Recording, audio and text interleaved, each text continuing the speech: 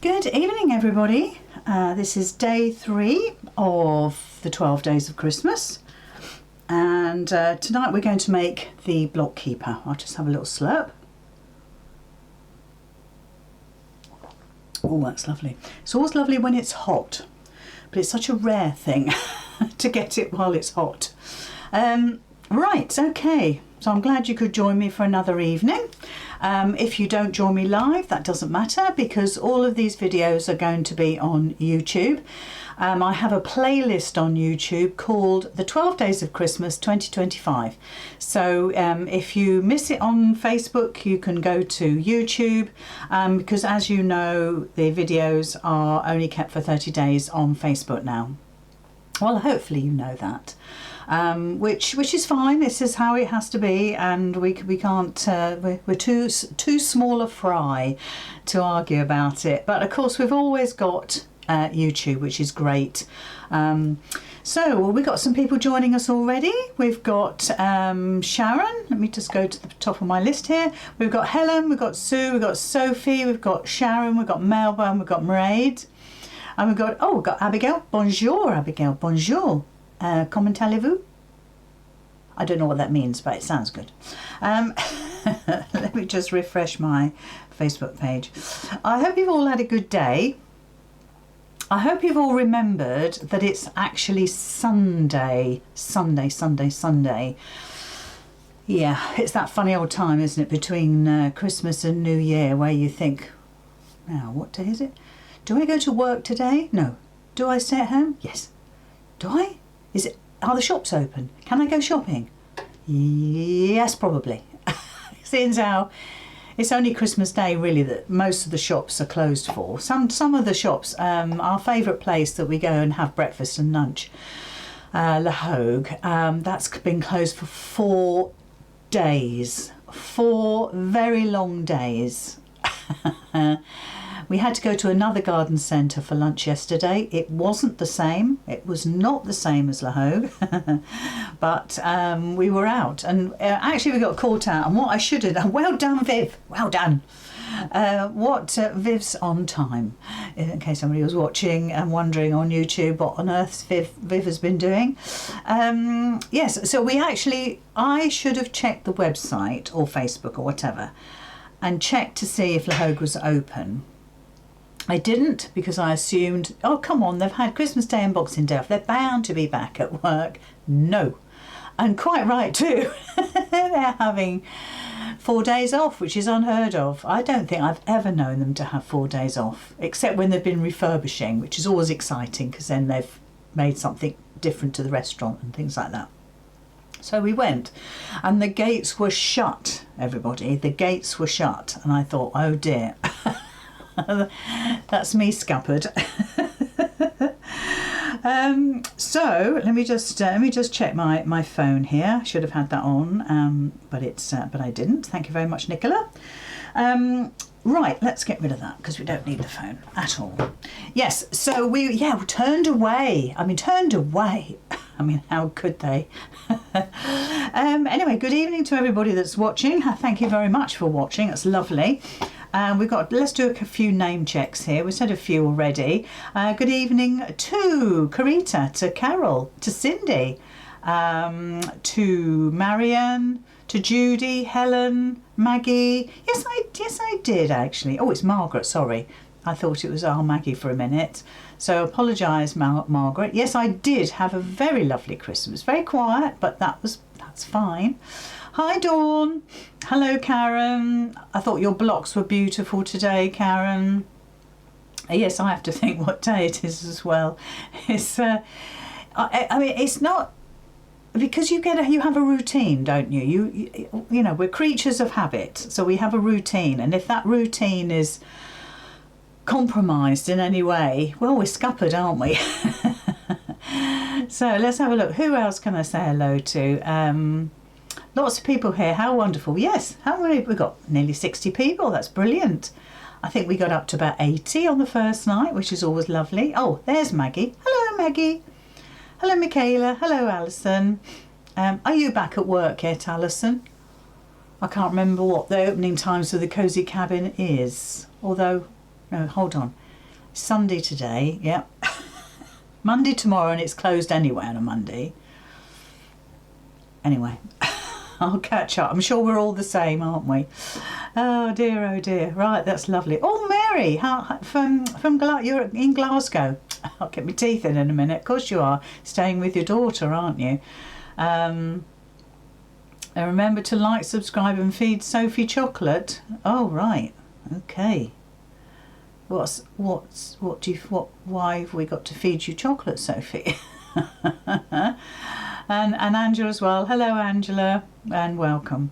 So tonight we're going to be actually putting the block keeper together. Now this is quite a lot of work. I'm not sure if it's as much work as making a block. I can't remember how long the original block keeper took me to put together, but I would imagine in real time more than an hour. But I have done a little bit just to help us along a bit, and we'll see how far we go to getting this done tonight. So I'm not going to chat too much. Pat says she's after the new year, Alison. Oh, good. Have a nice little break. Pat says, love watching what everyone is doing. It's beautiful. It's just lovely, isn't it, Pat, that we can all get together. And if you want to join in, you can. If you don't want to join in, that's fine. If you want to join in later, even better, maybe. It's not everybody wants to do sewing straight after Christmas. Some of us are crazy and do, but, you know, we're not all crazy like me. Hi from Marjorie from Central PA, USA. PA. Is it Pennsylvania? PA. I can't think what that is, Marjorie. I can't think what that would be. See, we don't abbreviate, do we? In Britain, I live in Suffolk, and it's Suffolk. We don't say SK or something. But obviously, the USA is a rather larger place, so I can understand why things are abbreviated. So you'll have to tell PA. I can only think of Pennsylvania, Philadelphia. What else? I can't think what else. You'll have to tell us in the comments. I'm going to try and look out for it. I'm going to try. I've got two screens that are telling me that the comments, so I'm going to try and keep my eye on it. Right, let's crack on. Let's go on the overhead. I'm losing track of myself because I'm thinking I mustn't miss Marjorie's comment. Oh, Pennsylvania. Thanks, Pat. Did I say that? I think I did, didn't I? I think I did. Right. So last night we created this block. This is the block we created last night, and what a difference it makes when it's been pressed. And it's, you know, we've opened up the seams on the back. So I said about opening these seams. No, actually, oh yeah, that one is just to make it easier, and it lies a lot flatter. Thank you, Michaela. Thank you, Dawn. Thank you. Oh, thank you, Marjorie. I'm sorry I'm so ignorant. I've already put the borders on this one. I'm a bit zoomed in, so I might come out. I've already put the borders on, and I've put the spine on, but I'm going to do the borders on the other block so we can see how it looks and how it goes together. I'm sure you'll know. But yeah, it's not bad. I'm not going to say for a moment that it's perfect, but it's not bad. I'm pleased with how it turned out. So now then, on my Facebook earlier, I said to you, when you cut out your lining or your backing, whatever you want to call it, and the wadding, cut it about an inch bigger. I give you the perfect measurements in the instructions that you've downloaded today. Thanks, Abby. Thank you, Jeanette. Thanks, Kath. Thanks, Jane. Yes, I've given you the exact instructions, hopefully, on the download today. And I kind of do recommend that you don't cut it to the exact measurements. I would say cut, and if only I could remember where they're from. It's a wonderful, wonderful company. I absolutely adore it. And I mean, Dawn might remember because Dawn bought me a beautiful piece of mushroom fabric from that place, or toadstool fabric, which is just over there. and I think it's all like French fabrics, but I will try to remember, but I've been trying for the last couple of days to remember, and it hasn't come to me yet. But Dawn might remember, because we were there together a couple of 3 months ago. Anyway, yes, so if you haven't already, cut your wadding and your lining, stroke backing, about 1 inch bigger all the way round once you have attached your 2 blocks to your spine, okay? And I'll zoom out as much as I can when I get to that point, so we can try and see nearly everything. Yeah, I like the lines as well, Jeanette, and I don't know, some going one way, some going the other, and at the end of the day, I didn't try to worry about it too much. Anyway, so the first thing we need to do is you assume that this is the bottom and that's the top. It matters not, because if I turn it like that, it'll be the same. Okay, so top, bottom. So we're going to put our 12.5-inch strips 2.5 inches wide. The instructions are on the download today. We're going to attach those top and bottom. That's the first job we're going to do. I've cut mine exactly. Funnily enough, I trimmed my blocks 12.5 perfectly with just a little tiny smidge I trimmed off. So stitching with a scant 1/4 inch, as I've said many times now, it really works. So we're going to sew the 12.5-inch strips to top and bottom. If I bring that in, you can see, hopefully, that we're going to put them on top and bottom. Okay, that's the first thing we do. I'm not going to bother pinning. I'm just going to take it straight to the machine and pop those on. And then we're going to give it a little iron, which reminds me, let's switch the iron on. And then we're going to do the sides, the 2 sides, or the other halves, if you like. So hopefully that's not a bad view for you. So I would always suggest, if you've cut your block to 12.5, if you haven't, and it's 12.25, 12 and 3/8, and it's not quite 12.5, please don't worry about it. But cut your strips to the same width as your block. So if this block turned out to be 12 inches, then cut them. Oh, thank you, Dawn. So, Anne, it's Elmhurst Fabrics. Elmhurst Fabrics. Thank you very much, Dawn. I'm glad you've got a memory. Yes, so cut your strips according to your block, okay? But obviously I've done it according to, well, what should be the block size. You know, we do our best. When you come down to the bottom here, just see, try and get those corners to match up, and then ease your fabric in, because you are working with 12.5 inches, hopefully. I mean, if it's a smidge over, don't worry too much about it, but try your best. It's always good to try your best. So there's one. You're welcome. That's lovely, thank you. And so there's one. So if we flip it to the opposite side, we can put the other 12.5-inch strip on, and we'll get those attached. You can do a back stitch if you want, if you feel the need, and line it up, and away you go. The great thing about stripes, of course, is that just follow the stripe.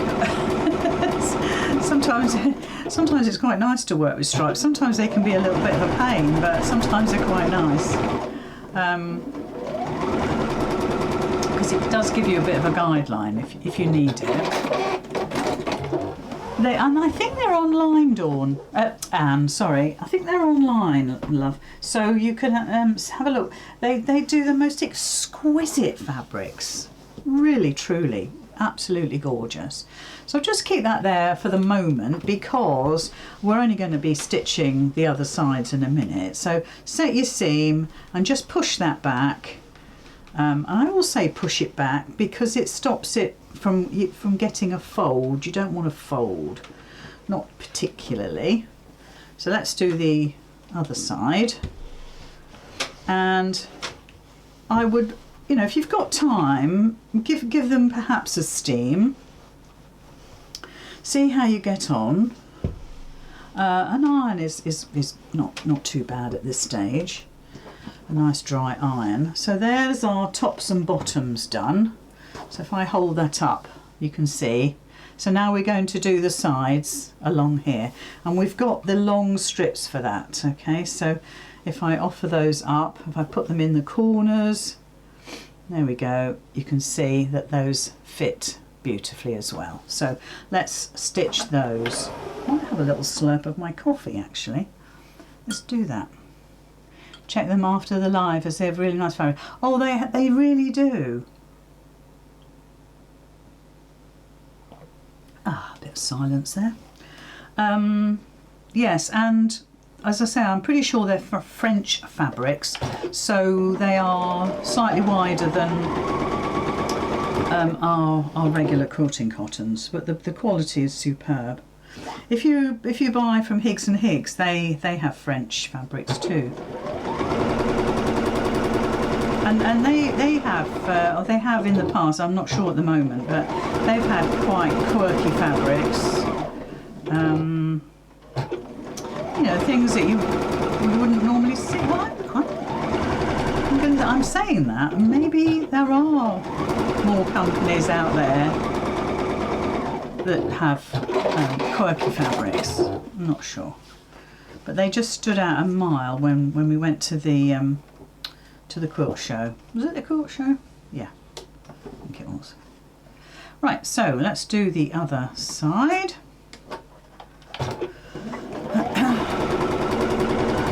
I'm not so bothered about a scant 1/4 inch now, because I've constructed my block and all is good with the world, so I'm not too fussed about a scant.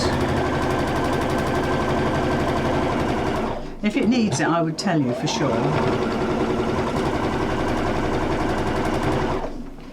So there's our top and bottom done. Oh, Anne says she's looking at their website now. Methinks I'll be bankrupt. Well, I did say. You can't say I didn't warn you. Oh dear. And it's at this stage when you're making these sort of things, whether you're making a quilt or what we're doing now, block keeper or something else, that you don't see your block anymore. In other words, if your points are a wee bit out, and you know, like for instance on here, look, I've completely missed the point, literally. This side's perfect. But you get to the stage where you just don't see it anymore. So all that worry perhaps you might have had about, oh, it's not very good, and oh, I'm going to take it undone, it's so horrid, I'm going to take it undone. By the time you get to this stage, you just don't see it anymore. So can you see? I don't mind pointing at that one's a bit like, that's like, what's the volcano in Japan? Mount Fuji. What's that one? Snowdonia. Perfect point. Oh dear, love it. Right, okie dokie. So let's just quickly go on the overhead, and I'll kind of spin out a bit. Let's see if we can do this without getting too wobbly.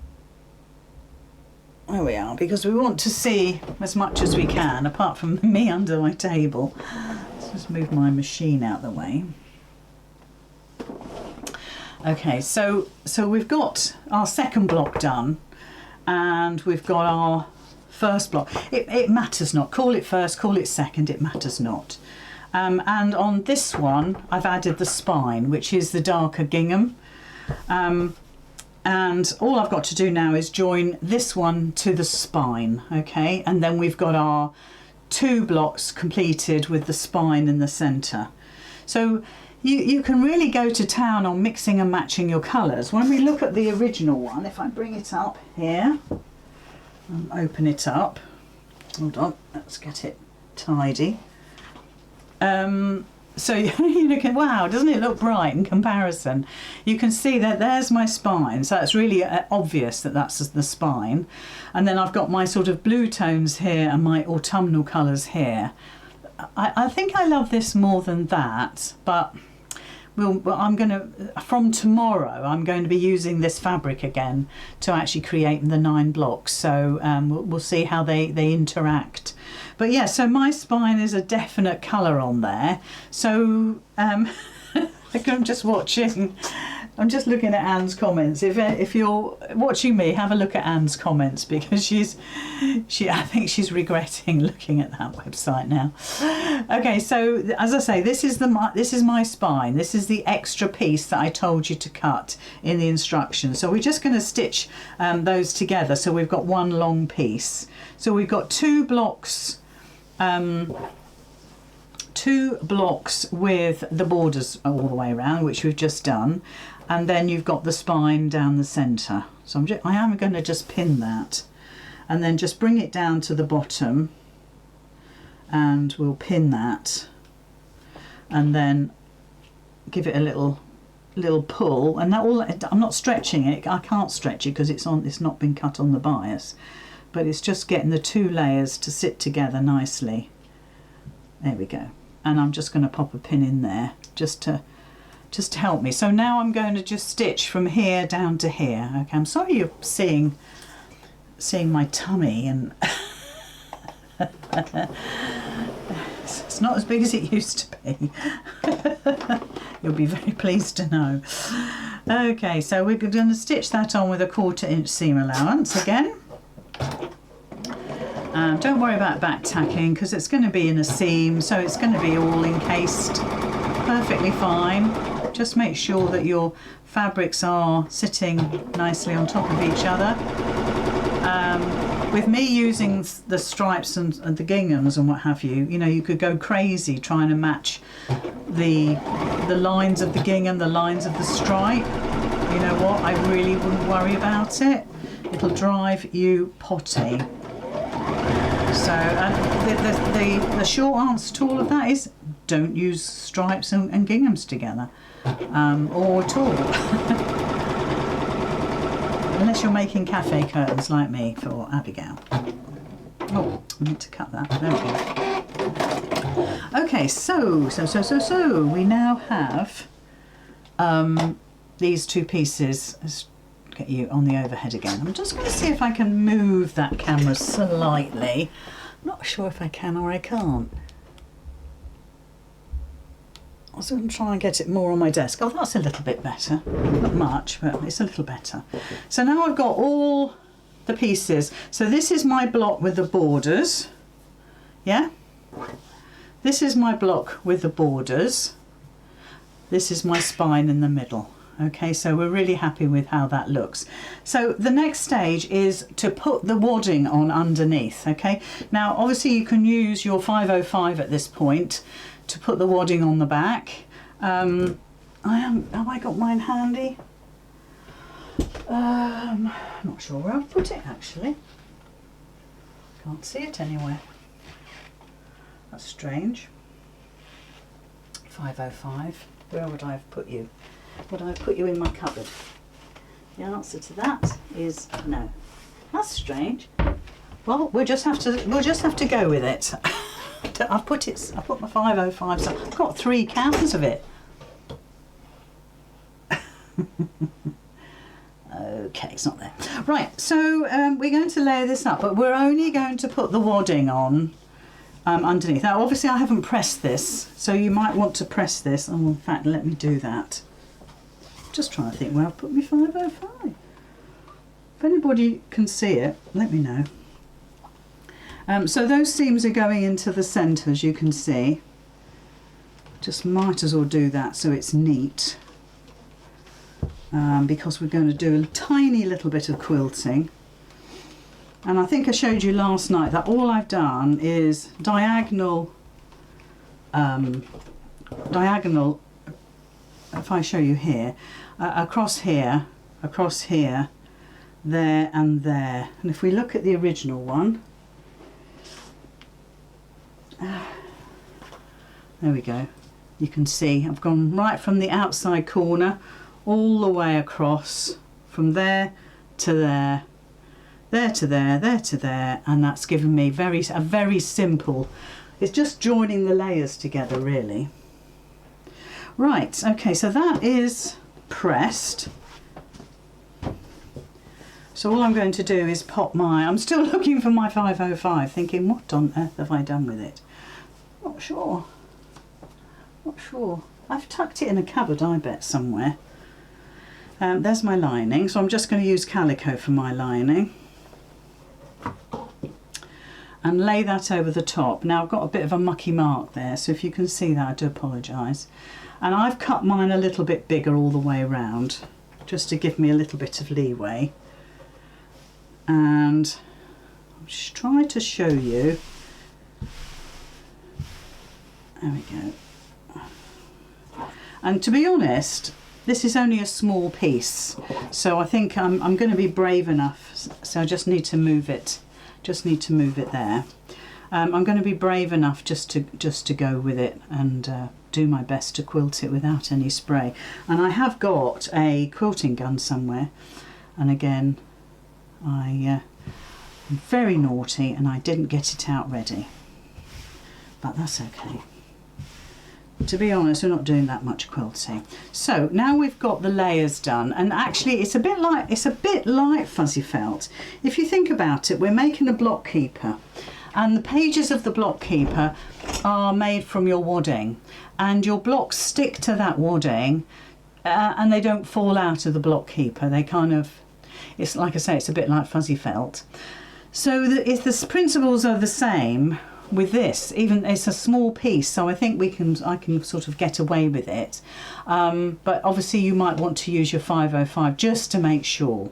So what I'm going to do is I'm going to be really brave, and you do not have to be brave. I want you to draw, forget about your spine. I want you to draw a line with your heat erasable. Make sure that your heat erasable will not leave a ghost mark. Test it on a piece of fabric first, or use chalk or use a Hera, a Hera marker. And I'm just going to sort of eyeball it. And when we come to here, I've got quite a long way to eyeball it. But I haven't got time to draw the lines, whereas I want you to make sure you've got the time. So we're going from just the out of the block down to the corner here, which is just under my picture. So we're going to do 2 diagonals, and then we're going to go across like that. Now when we're here, for instance, we're in the middle of the quilt, if you like, and I'm going to start there. I could stop there, start there, stop there, whatever the case, but that's going to be on show. Now that might be an occasion where you want to leave long threads. You can take your threads through to the back, knot them, cut them, and make that really neat. I'm going to do 1 or 2 little back stitches. That might go against the grain for some people, but that, for quickness, that's what I need to do, okay? Because I don't have time to show you all the intricacies of quilting. What is a quilting gun? Oh, well, let me see if I can quickly find it. I'm not sure I will, but let's see. I'm still looking for my you see a lot of drawers now.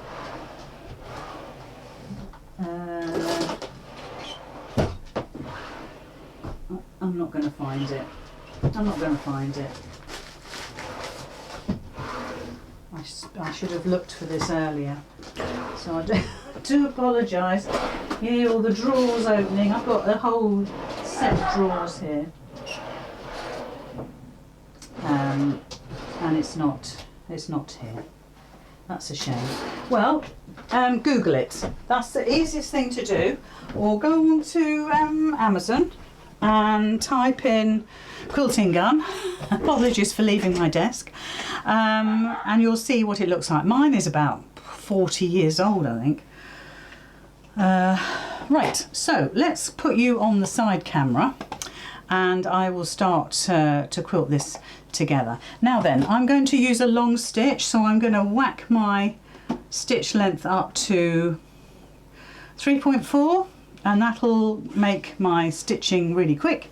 You could put your walking foot on, which will help you go through all of the layers and keep them consistent, keep them together. see how you get on. I'm just going to move my coffee in case I get my quilt dangled in it.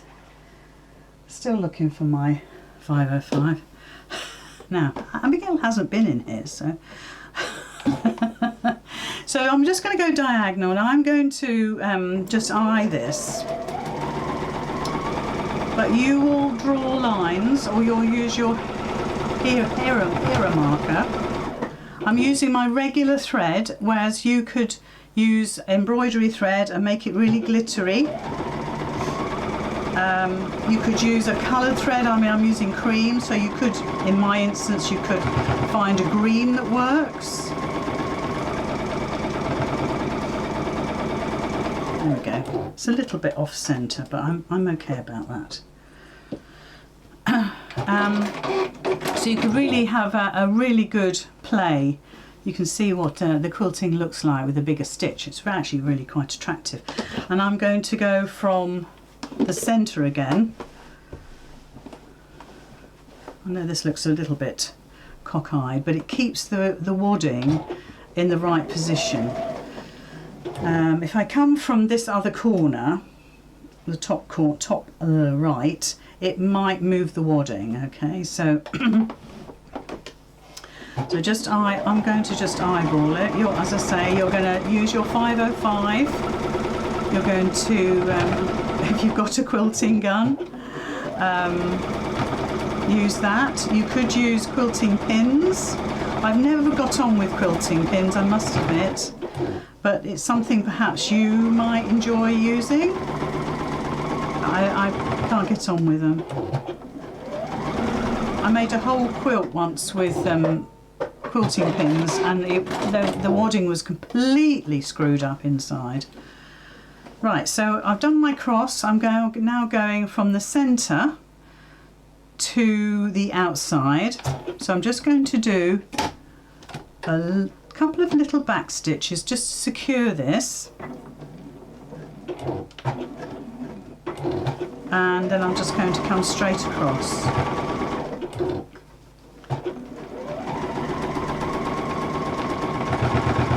There's a little section there where there's lots of layers. Try to hit the middle. And this is why we opened those seams up, because of all the different layers there. So that's one. Now I'm just going to go from the top. Now luckily I've got my gingham, so I can see where I should start.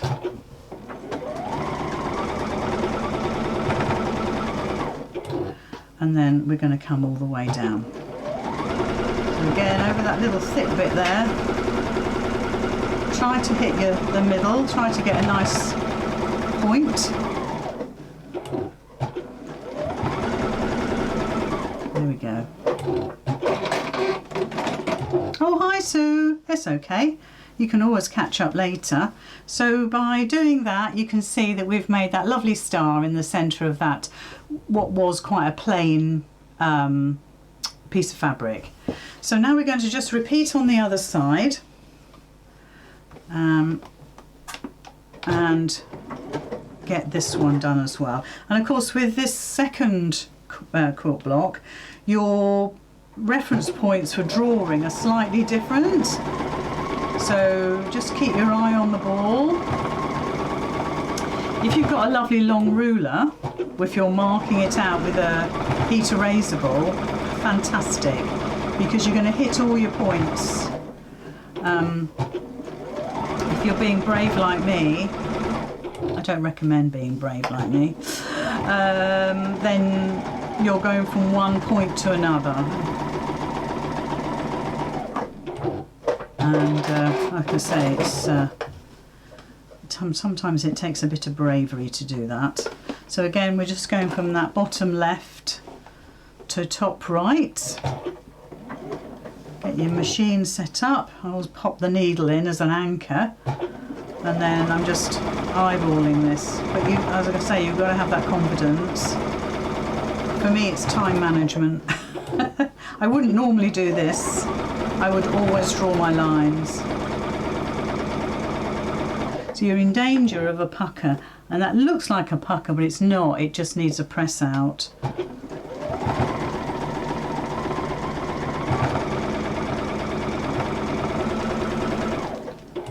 But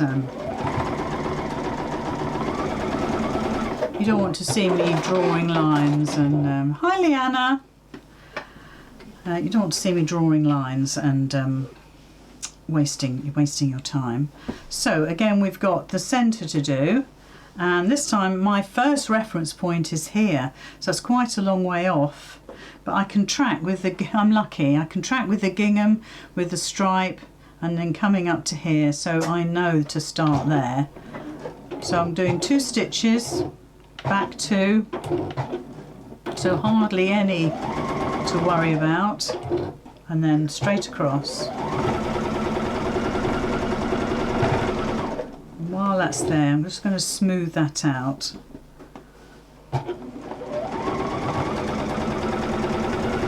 Straight across. And again, I've got quite a long distance between there and there to make sure I get my line straight. So I'm going to follow my gingham, I'm going to follow my stripe, and that's where I'm going to aim for, and that's where I'm going to aim for. Got 2 points of reference there.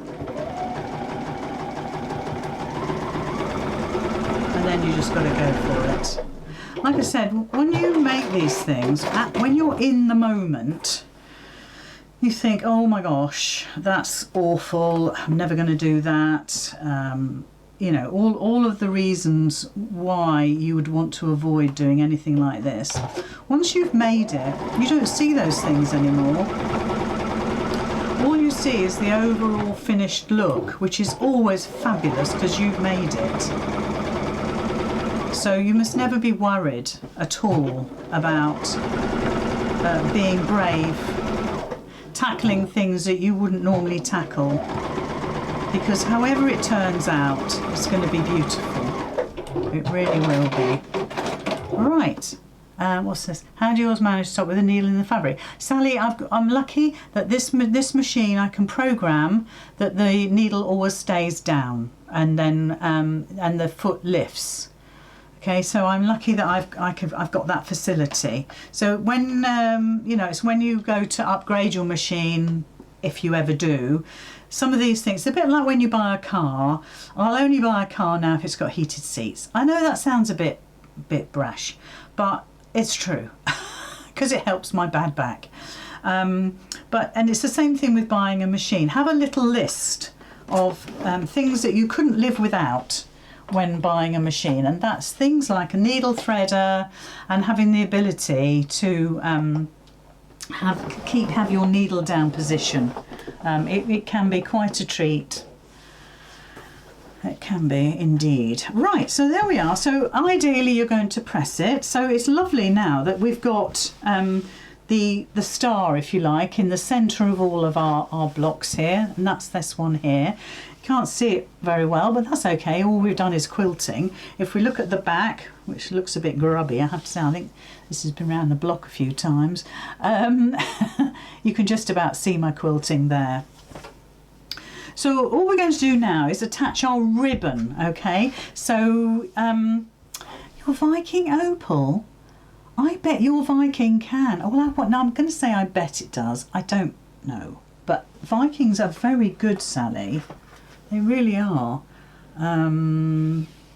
Anyway, I've got my ribbon, and I'm just going to trim the ends so they're the same length. I just pulled this out of my stash today, and I thought, wow, this is perfect.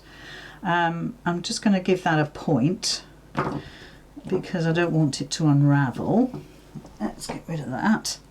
So I've got 2 ends with a 45-degree point, and 2 ends that are flat, obviously. And we just want to put these on the side seams of our block keeper. And I'm going to line that up with the centre. Obviously you could measure, you can absolutely measure and get this 100%. Don't worry about this. Do not worry about this at the moment, okay? Do not worry. We'll trim that in a sec. And then if we look at the other side, and to be honest, this did I do that side? Yes, I did. Your stitching, if you've done the same as me, your stitching is going through the middle anyway. So just line that up, but do measure. Don't be too gung-ho with it.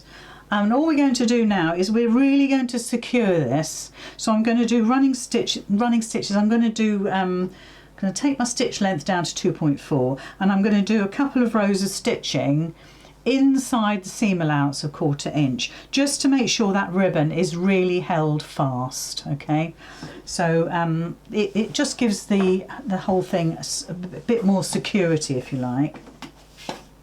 So let's get you on the side, and we'll pull the machine in. There we go, and we'll just stitch that ribbon in place.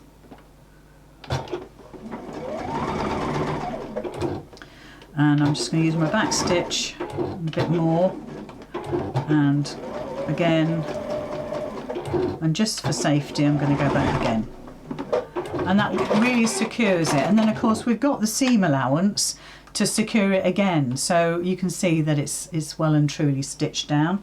So let's do the other side,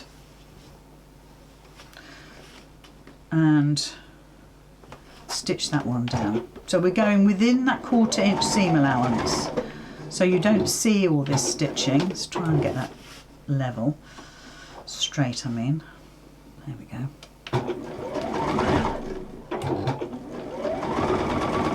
And we'll do it one more time, just for security. You could use, thank you Leanna, you could use a zigzag stitch as well if you want. You're not going to see it, so it doesn't really matter. So the next thing we're going to do is we're going to quickly whiz around our piece that we've made, and we're going to trim that wadding away. Just bear with while I move you. And let me get my big scissors. Where are they? No, those aren't the ones. Well, these will have to do. Not sure these cut very well. But you could, oh yes they do. So I'm just going to use scissors. You could use your rotary cutter and your mat and your rulers and all of that sort of thing. It's probably quicker to do that. Sometimes I like to use my scissors. We buy all these beautiful scissors and we don't use them very much, do we? Unless we're dressmaking, which I really want to do more of next year. Have you got sort of ideas to do dressmaking? I don't know. I think it's a lovely thing to master, and especially if you can find patterns that suit you, and you can you know, you can make easily, and you can get some lovely fabrics. I mean, there's lots of places that you can buy sort of more affordable fabrics now. You know, if you pop into the do John Lewis still sell fabric? But if you pop into lights of somewhere like John Lewis, sometimes you're paying a little bit more over the odds for dressmaking fabrics, which is fine, which is great. Everybody's got to make a living.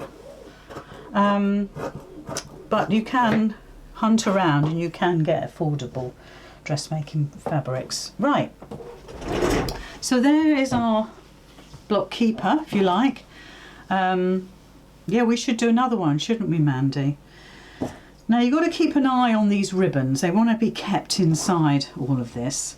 But the next thing we need to do is to attach our lining. Now mine is pretty much cut to size-ish, so I'm just going to pin it roughly all the way round, and we're just going to sort of go for it. But if you've pinned it, if you've cut it to absolute size, then you've got to be really careful that it doesn't move.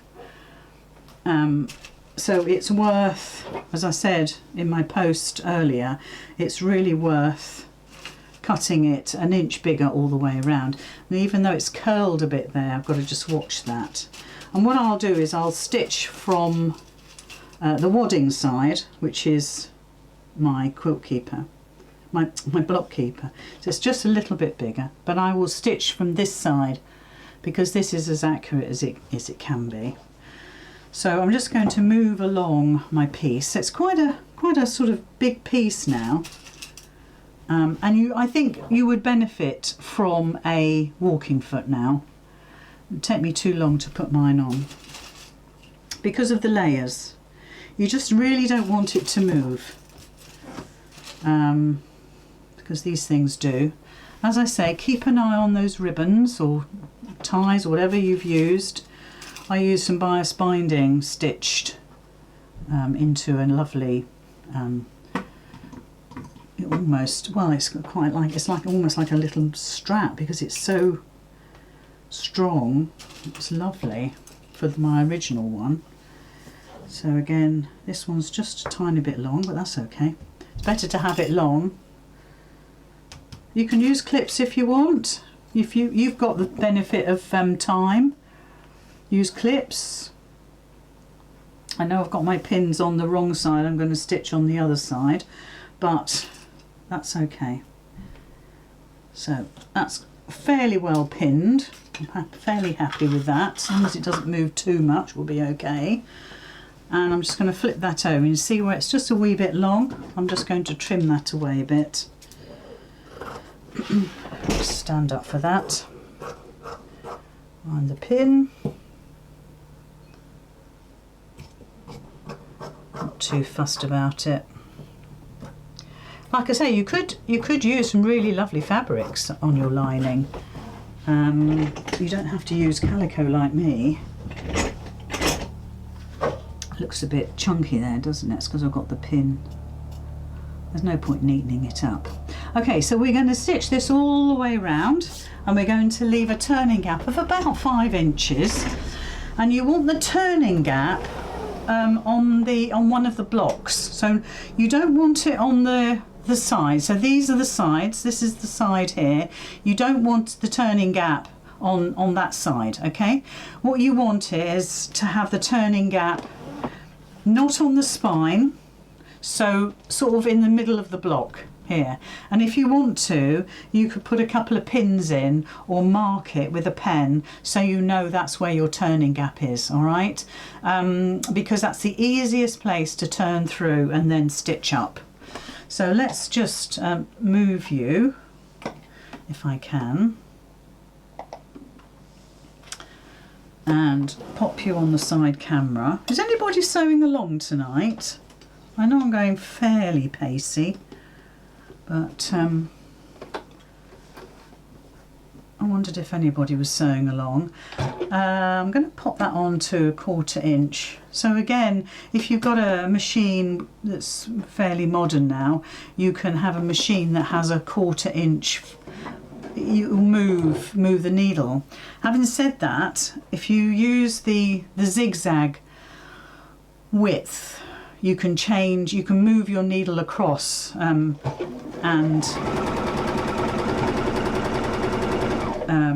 I'll just take my pins out as I go. So you can move your needle across, so you've got your 1/4 inch anyway.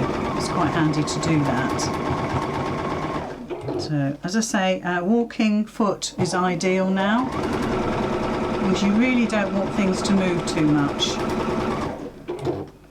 because we're sort of our fabric is, well, it could well be cut to size, in which case you want it to be absolutely perfect.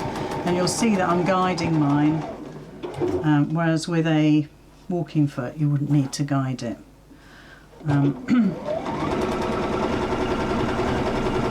Yes, they are quite good. I would only use it for this. Some people love their walking foot, whereas I'm not a keen person for walking feet. So stitch length is on 2.6. You could make it smaller. So now we're going up one of the short sides. Well, one of the ends. Over that ribbon again, so hopefully we haven't caught it in a seam. That'd be funny. Well, it wouldn't be funny. I'd be fed up. But oh, you know what I've done? Oh no, we're all right. Phew! So, panic over. I thought I was stitching the wrong sides together. So I've got right sides together. That's what I was just looking at. Gosh, going crazy. I'm going stir crazy. Not enough chocolate.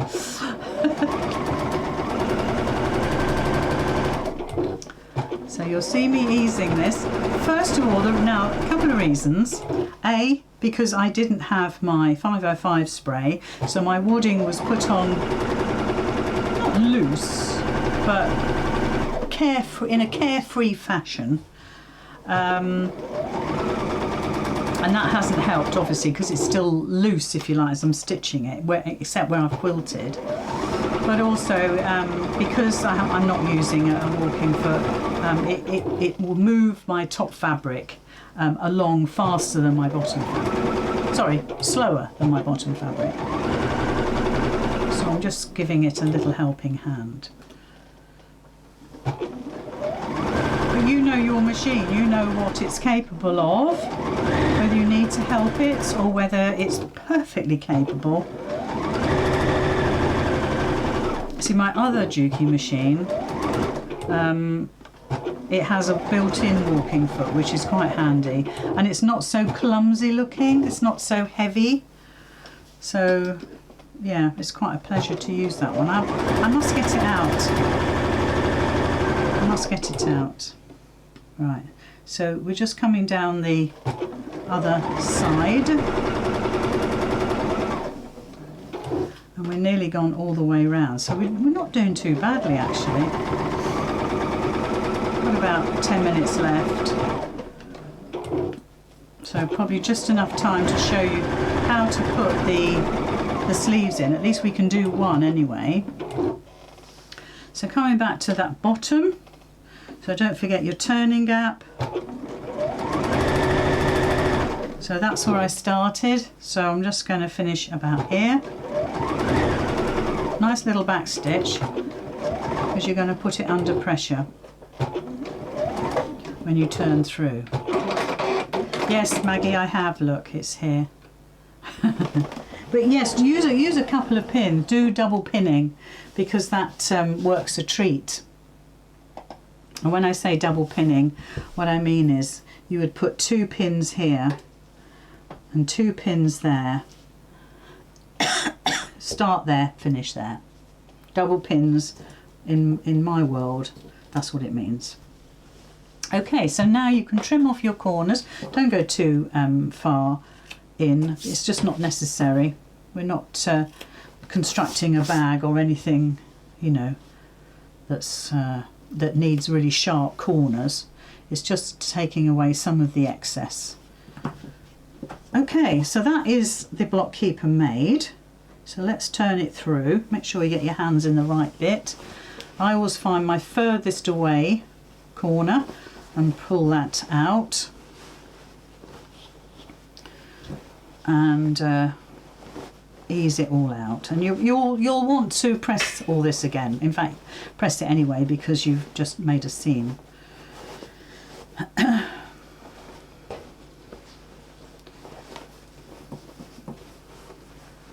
you go, give it a little push.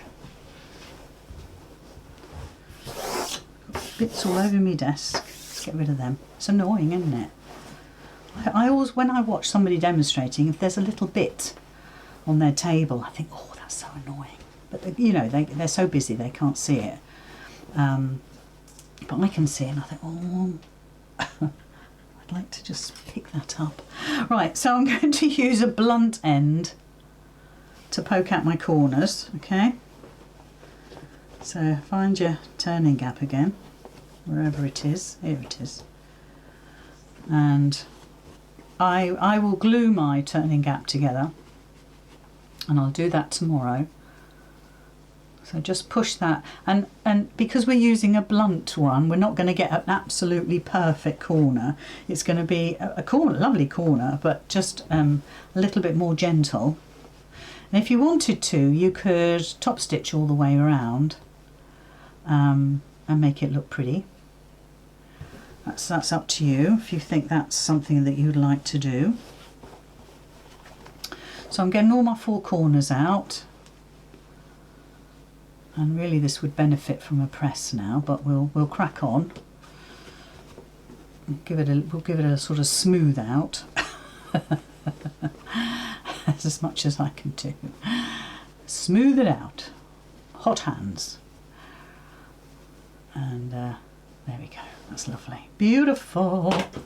So let's give it a pull. Just trim that. There we go. And obviously all of this will need a good press, a lovely little bit of best press on there. Get it so it's beautiful.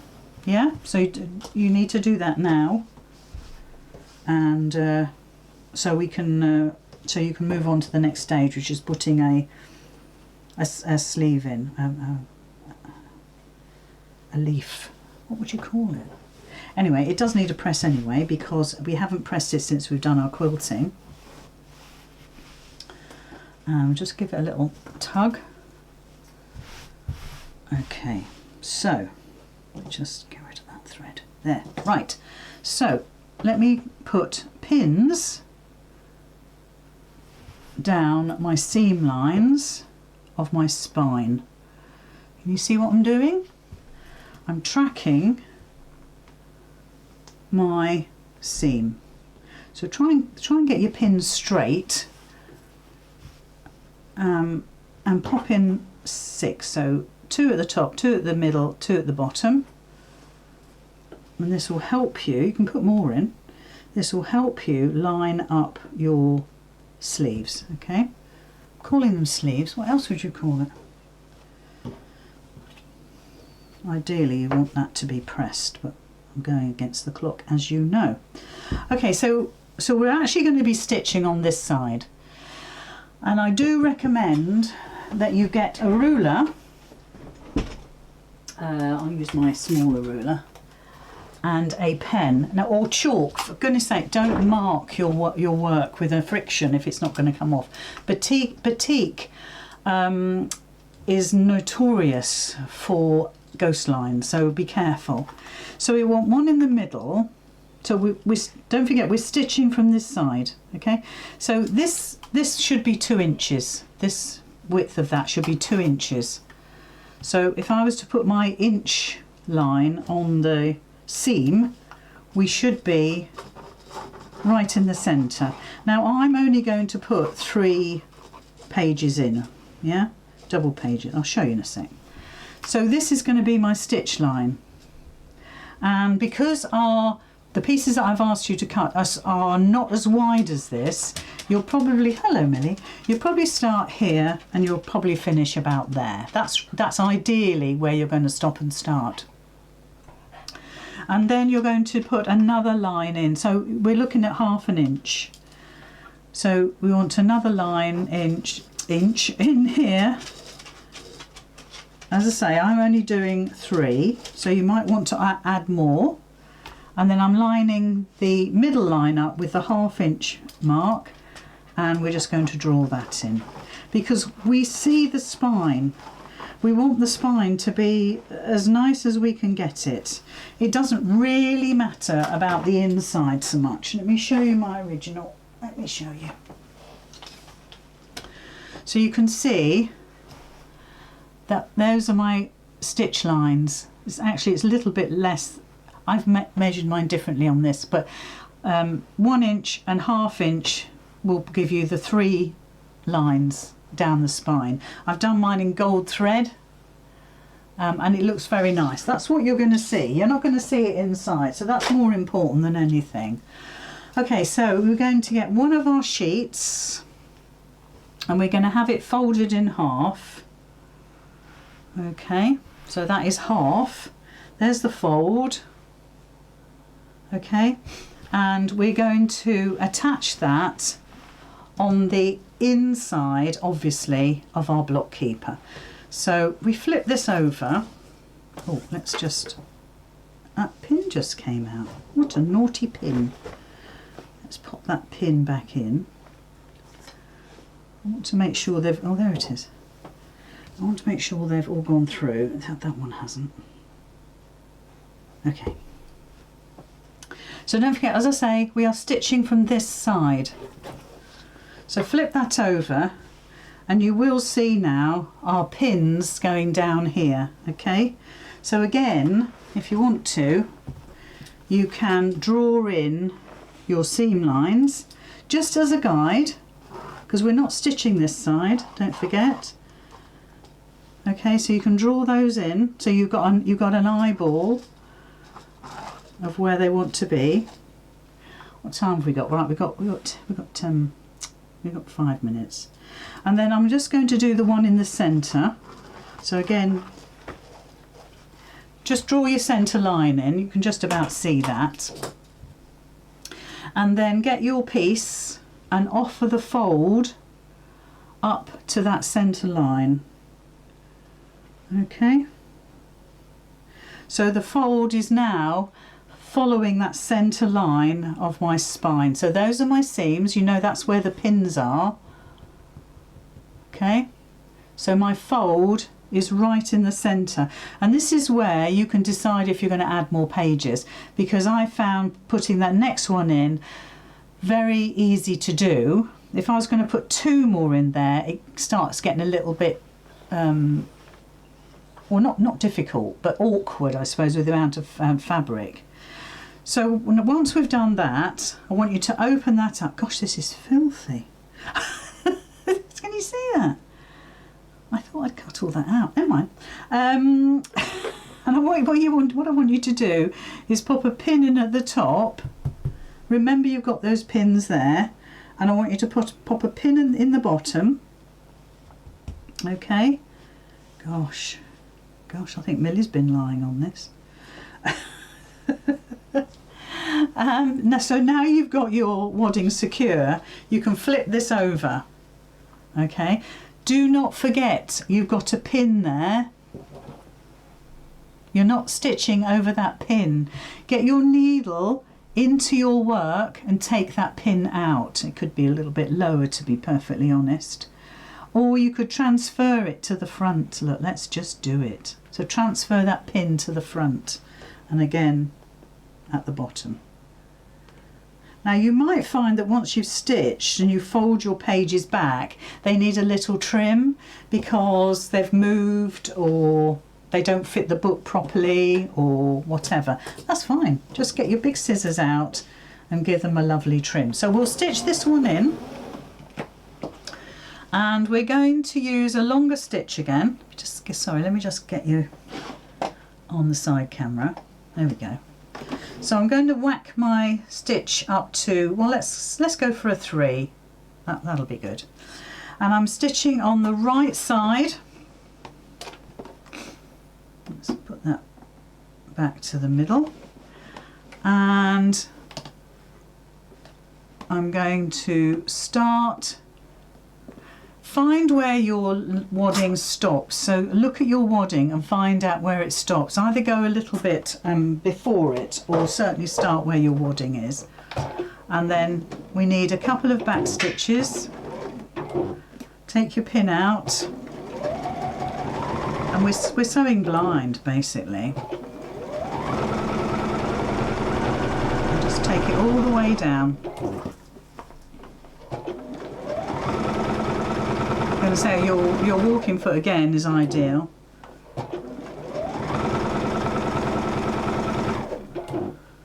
Don't forget you've got that pin at the bottom here. But by doing this, it means that you have a lovely spine. It doesn't matter about the inside so much. That's what, it's a bit sort of utilitarian, isn't it? Right, so a nice strong back stitch to secure that. And let's have a look on the overhead again with this. So we're going to, I'm going to finish now, but you're going to do exactly the same with your second and third piece. So I have stitched from there all the way down to there. I've done it completely blind. So let's flip it over, and you can see that I've stitched from there, which is just a little bit shorter than my edge of my block keeper, which is right, and then down to here at the bottom there. And then this one can be flipped over, you see. Okay, and that matches perfectly. And then your next one, you'll get this and you'll do exactly the same again. So you might want to mark a line down here now. So you lay it over the top, you line it up. Okay, these won't meet because we're staggering them now.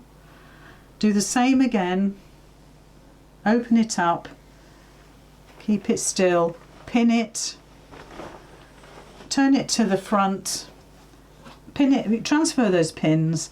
Oh gosh, I think Millie's been on here.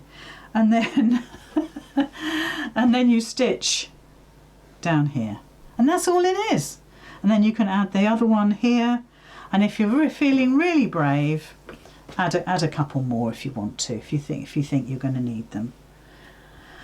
And then once it's stitched together, you know that these will never be the same length, you know that, okay? So as I say, you can either trim them or you can leave them as they are. But that is then your fabulous block keeper created, and by the time we come back tomorrow, by magic, that will all look beautiful, hopefully. So we've ended up with a beautiful block keeper with a fabulous spine, full of dog hair, always interesting.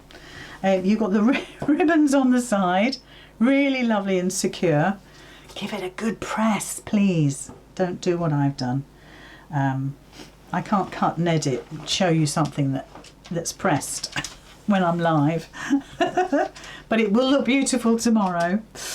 Right, well, there we are. That is day 3 done. By about 10 o'clock tomorrow morning, you'll have the instructions for day 4. I don't, is it Cox's End tomorrow? I'm not sure. But anyway, it'll be on the website by about 10 o'clock tomorrow morning. And I may well have a surprise guest tomorrow night, depending. So we'll wait and see. But thank you very much for your company.